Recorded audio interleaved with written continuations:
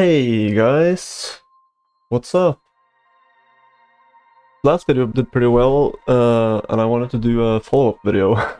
Did really well actually, and I don't even know why. The reception was absolutely insane, so thank you. In this video I wanted to discuss some of the things I've experienced leading up to my final promotion in DRG and how I feel about the game as of right now. I currently have 1,296 hours in the game, and I've acquired every overclock, every weapon, every equipment upgrade, every cosmetic, and I've acquired the highest promotion for every class. So I've basically experienced more or less everything the game has to offer, well, besides mods of course. In those hours I've experienced the absolute core of what Deep Rock has to offer, and I've enjoyed every second of it, honestly. However, after promoting for the final time, I just felt empty. For the last couple of weeks I've been playing non-stop to finally get this last promotion, and I've been having a blast as usual, but the moment I clicked that promotion button for the final time, I suddenly had a feeling of sadness wash over me. Now, it might just be the primitive ape part of my brain speaking, but having completed every milestone, every goal, everything in the whole game, without much meaningful content left in what I will call the post-game phase of the game, I honestly lost a lot of motivation to play the game. Now, it's clear that Ghost Ship is prioritizing putting out content for new players, and rightfully so, because new players are the absolute lifeblood of any multiplayer game. However,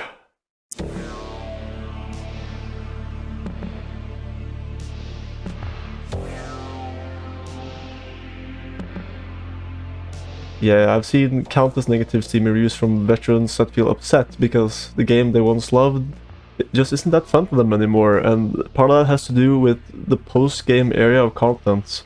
The post-game, as the name suggests, doesn't have any meaningful rewards. Credits, minerals, matrix cores, you name it, every reward has already been earned and therefore becomes inconsequential. So the only truly meaningful things left for you to do are trying out new builds and playing with other players, which is fine on its own, honestly, but for a lot of players it's not enough to keep them engaged, which I totally understand. For sure I didn't play this game for 1300 hours purely with materialistic goals in mind, right? Right? And that's when I realized that it was never about the credits or the minerals or any of the rewards themselves.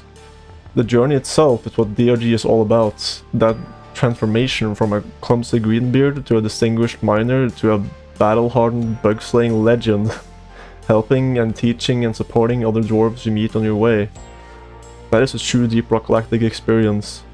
And honestly, there's not much I could see Ghost Ship adding that would suddenly make the post-game tremendously more enjoyable either. I'm sure they've had some ideas in the past, but at this point in time, the only truly meaningful things to do in the post-game are just playing the game and seeing how far you can take your own skill potential. Now, I do have a few criticisms, however, they're all being looked at by the developers already, so... Number 1. Inconsistent performance.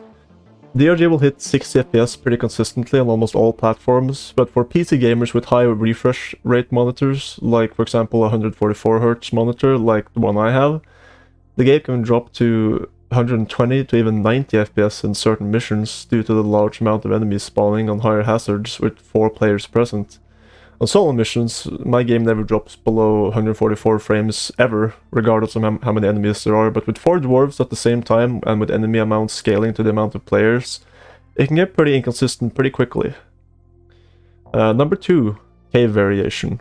If you don't know how cave generation in DRG works, it basically uses a combination of randomly generated caves and preset caves that have been created by the developers. This diversity is to make the caves feel unique while still maintaining a reasonable complexity, so you don't like... it's not like all vertical all the time.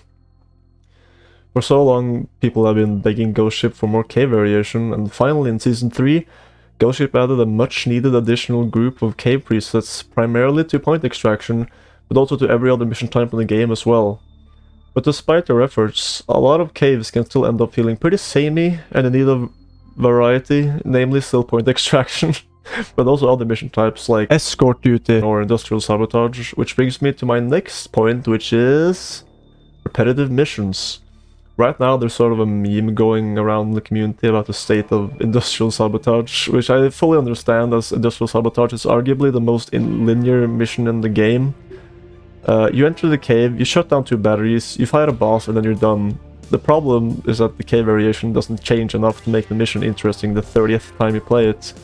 And that is why on-site refining, in comparison, is my favorite mission type in the game. On-site refining sees industrial sabotage and says, fuck that, I'm doing the exact opposite of that. I have no idea what it did to cave generation in these missions, but it seriously feels like a brand new cave every time I sign up for on-site refining.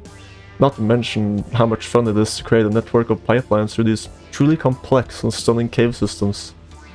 So in summary, improve the performance, add more cave variety, and try to add missions that promote variety.